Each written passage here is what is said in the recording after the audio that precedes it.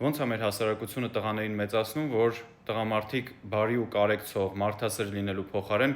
ընտրում են լինել բռնարար ու մենք ամեն օր կարդում ենք ծեծի մասին, սպանության դեպքերի մասին, ինչ-որ անիմաստ պատճառներով, թեև բռնությունը երբեք արդարացված չի։ Ու այս բռնության մշակույթը սկսվում է ընտանիքից, փողոցից, շարունակվում է դպրոցում, որովհետև այդ բռնության շղթան որևէ մեկը չի փորձում կոտրել։ Ձեր տղաներին սովորեցնելու ու ասելու փոխարեն, որ իրենք ամենալավն են ու իրենցից լավը այս աշխարհում չկա ու իրենք կատարյալ են, սովորեցրեք լինել մարդասեր, սովորեցրեք լինել կարեկցող, սովորեցրեք, որ կարևորը որ մարդը շարունակաբար աշխատի իր վրա ու շարունակաբար փորձի դառնալ ավելի լավը իր համար, իր շրջապատի համար, իր ընտանիքի համար, որովհետև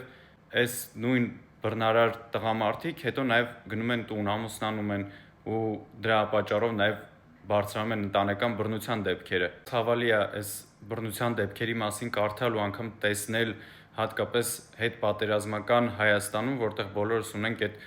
տրավման բռնությունից ու պետքա ամբողջ հասարակությունը փորձի աշխատել այն ուղղությամբ, որ այս բռնության մշակույթը կամաց-կամաց վերանա բոլորիս միջից։